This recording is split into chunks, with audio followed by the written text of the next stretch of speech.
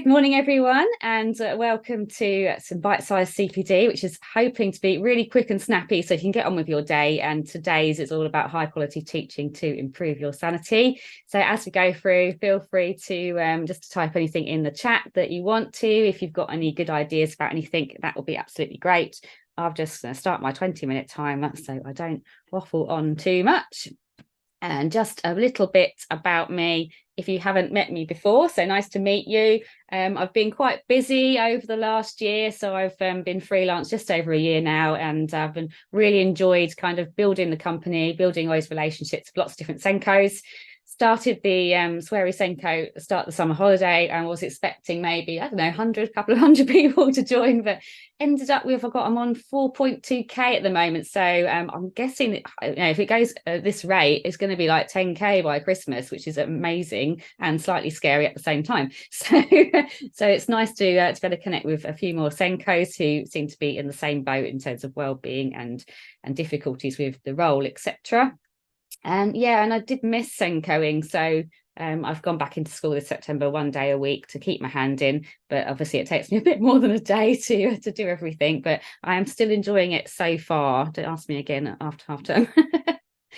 Okay, so I've got a kind of a bit of a mission as well, and just in terms of well-being, because I've been in those difficult situations in schools where I've had a horrible time and I've had to leave, and quite often it's, I've reflected on this, and quite often it's not me, it's Sarah. And I know, like talking to other Senkos, other teachers, that a lot of people have the same issues, whether it's with a large academy, whether it's with a colleague, or whether it's just generally with workload. So I've kind of got a bit of a mission to try and do a sort of pincer effect, which is why I've got the rainbow lobster there. So to support by kind of educating organisations, head teachers, Ofsted government and support services. So I'm aiming that end, although I need a bit more clout, I think, before that happens. And then also the sort of individual teacher end, so individual school staff, sort of empowering people to make those work choices. So that's my kind of well-being lady mission, if you like. Because of course, happy staff equals happy children equals good or better outcomes. So I certainly believe that if the SEMH side of things is at the core of your curriculum, if your staff are happy, then staff will be able to support the children better, and then outcomes will automatically improve and progress will automatically be made without trying to stick a plaster on it and kind of just doing those last minute catch-up things instead. So just in terms of high quality teaching and your sanity, this is at the start of the year, especially, I believe one of the best things that you can sort out in your school in order to save you work later on. So I've got a few ideas about that. So first of all, I believe strongly that if you've got this well embedded in your school, there is a prevention of classroom issues. And I say that because as soon as you get it well embedded in your school, something will change, a different member of staff will arrive, and you kind of have to start again, really. So that can be quite challenging. But I do believe that a lot of the issues can be prevented by having good high quality teaching in school. And it's also called quality first teaching in some places as well. There's lots of terminology. And of course, it just involves as well a reminder of responsibilities for class teacher versus Senko, because in the code of practice, in the NASEN guidance, it always reminds people about what the class teacher responsibilities are, mainly the actual education of the pupils in their class, and the assessments and the progress is down to the class teacher. So it's really good to start with, just to remind the teachers what they are responsible for, as opposed to what you are responsible for, because you are there to coordinate, which sometimes does mean do as well, particularly if you're supporting members of staff. But at the same time, you're not the doer, you are the coordinator. And if you are doing something like helping with IEPs, etc., it might be because you're training someone to be able to do it themselves next time. So just a reminder to everybody of what you are responsible for and the breadth and depth of your role, really.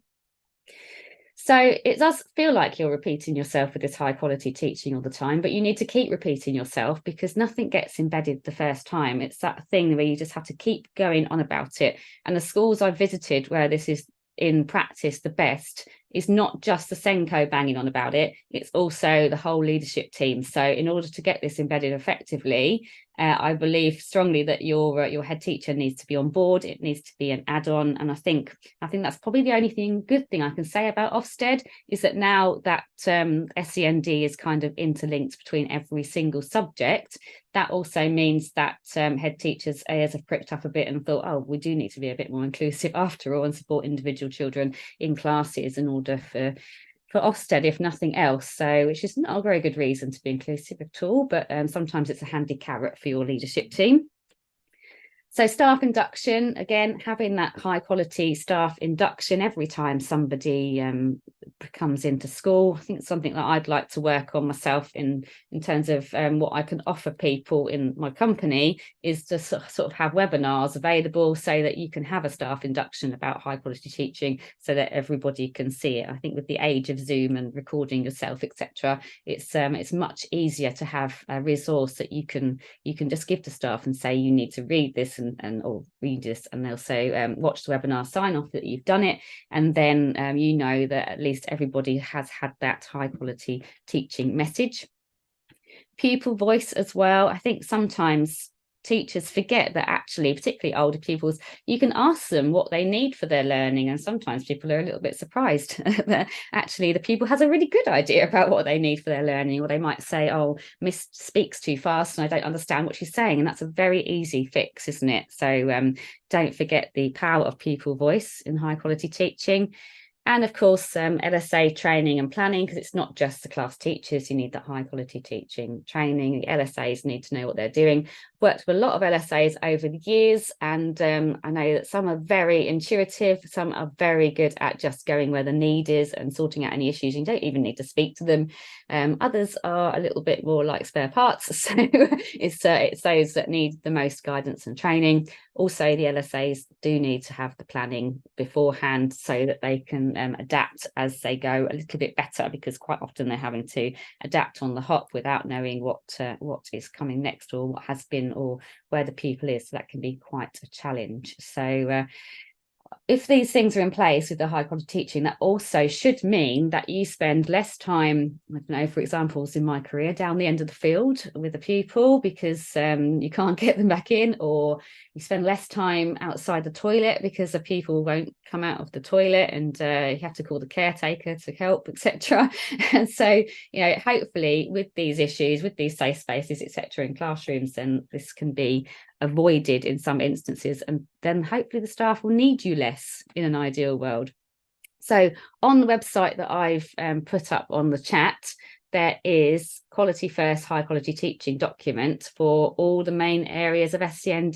So this is a really good one to have in your class SEND files, because, for example, this is a visual impairment one. It's just got loads and loads of ideas. Doesn't mean you have to do all of them. Some won't work for your pupil, some won't work for your school, but it's just got massive ideas of what comes under high quality teaching, because a lot of staff don't really, I'll put that back up for you. There you go. So if you scroll down that page, it's this tiny little documents about halfway down. So there's lots and lots of downloads on there to look at. So quite often, a lot of staff don't actually realise the extent of what high quality teaching is, and also what they need to do as class teachers, because they expect you to be able to solve all the problems, but there's an awful lot that needs to be done in class before they even come to you about things. So these strategy sheets are quite handy for you to give to your class teachers, because before they come to you with issues, they need to make sure that they've tried these things first.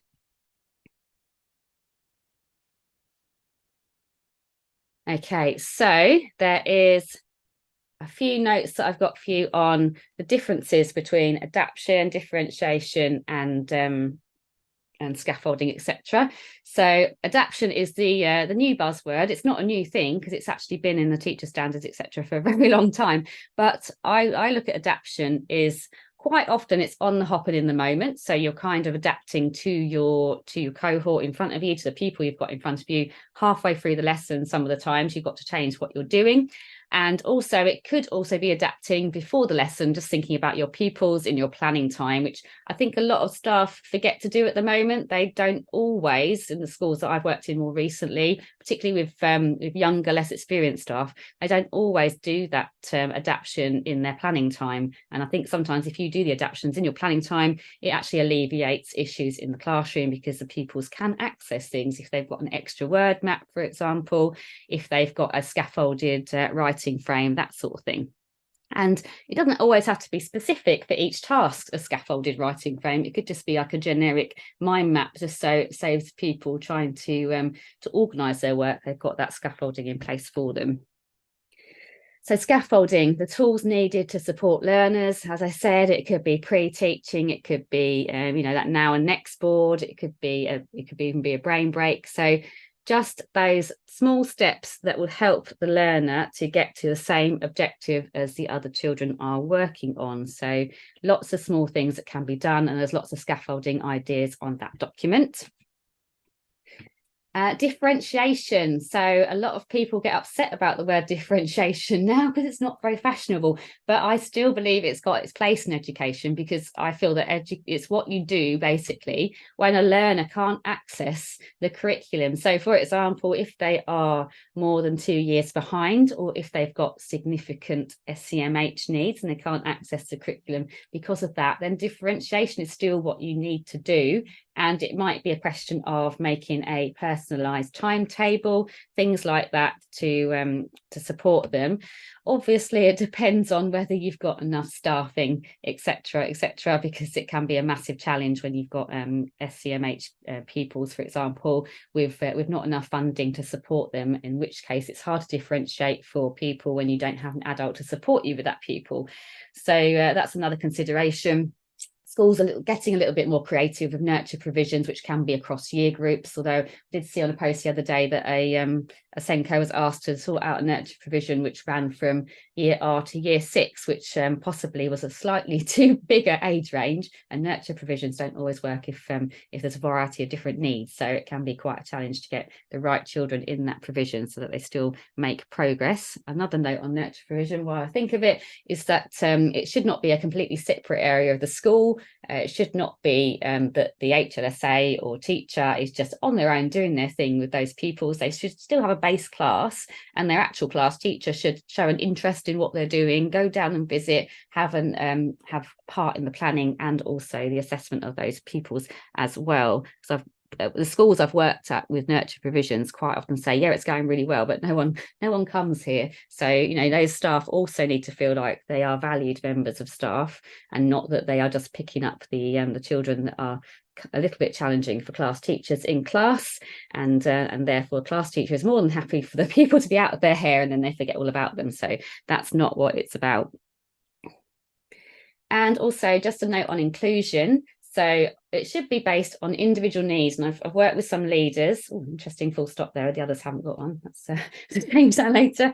So I've worked with some leaders who don't quite understand inclusion on individual needs, because they'll say sweeping statements like, well, to be inclusive, all pupils need to do their interventions in class. Now, this is all very well and good.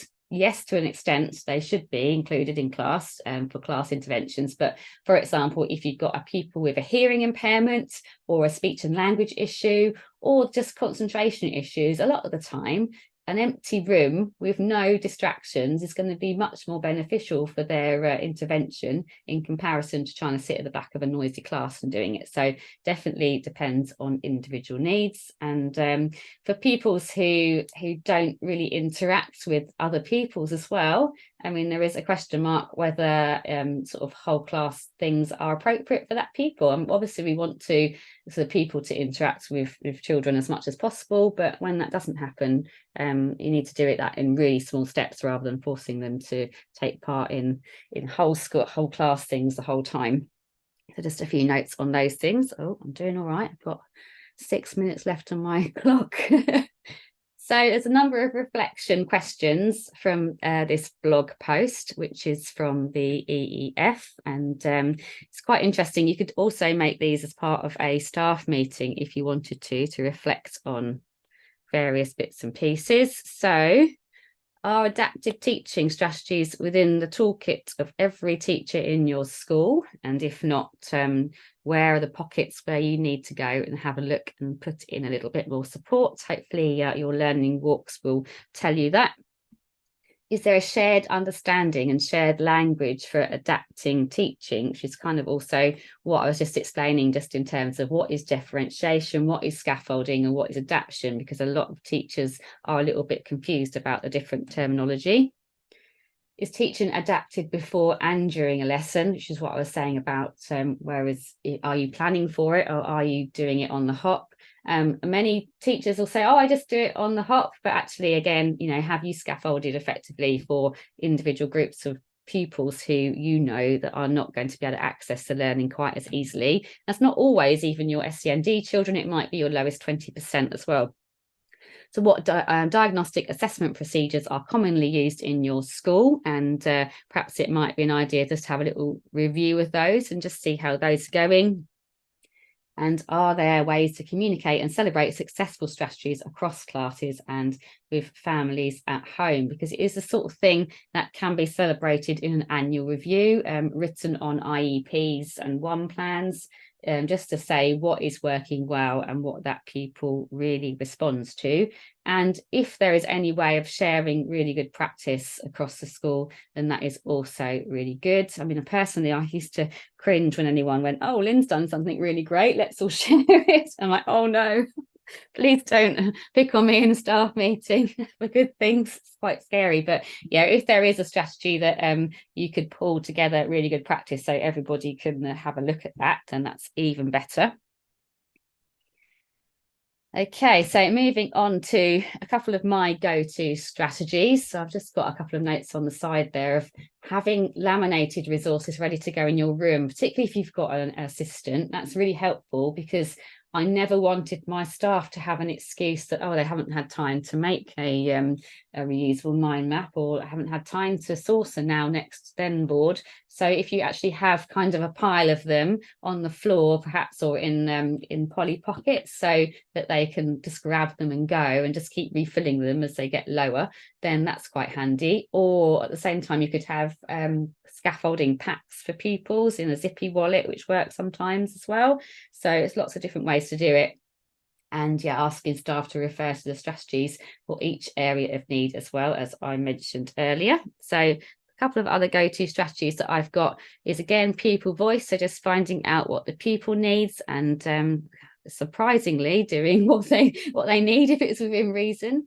So also anything low cost. So if you can use the outside area as much as possible, if you can make your own trail across the school inside and outside, which is really good for brain breaks, that's quite handy. Visual timetables, that's one of the first things that I say to do if they're not sure, and having that safe space in the classroom or with a member of staff is also really good as well. Obviously offering brain breaks and fiddle toys, etc. Although I do sometimes still walk into classrooms and these really basic things are not actually available. So it's quite interesting to see when schools, if they're not, if it's across the board or if it's just in specific classes. And of course, now, next, and then boards. Some pupils aren't ready for now, next, and then. So just now and next is absolutely fine. Egg time is quite nice for this as well. And this feeds in nicely to the concern form on my website as well, because the concern form for pupils means that you have to actually get the class teacher to say what strategies that they've tried as part of high quality teaching before they bother you. So rather than them catching you in the corridor and saying, oh, can you come and see Jake because he can't sit on his chair properly and I'm a bit concerned.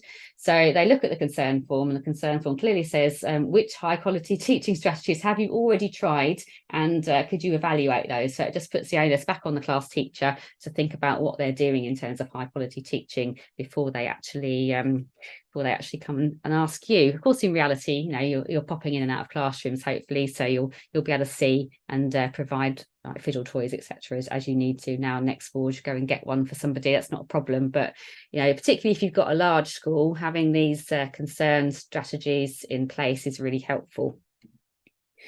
Okay, so 1 minute to go. So that's great. So just a little bit of an overview of some of the things that I'm offering schools and individuals this year.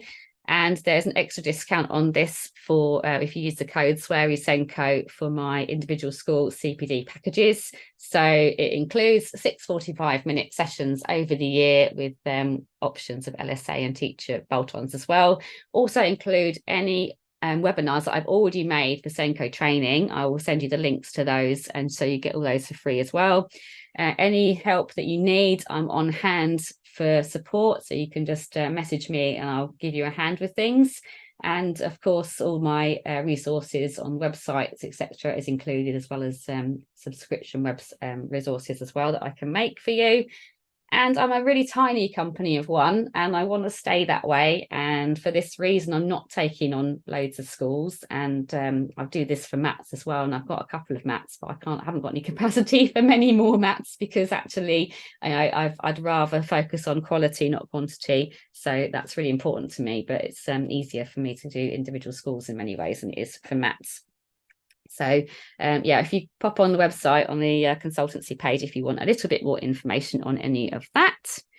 And just a few more things about how I can help. So particularly if you're in Essex, happy to come to your school to have a little look and help. And half an hour of support is always free. So if you want to Zoom me for half an hour and see if I can troubleshoot a specific issue, that's no problem.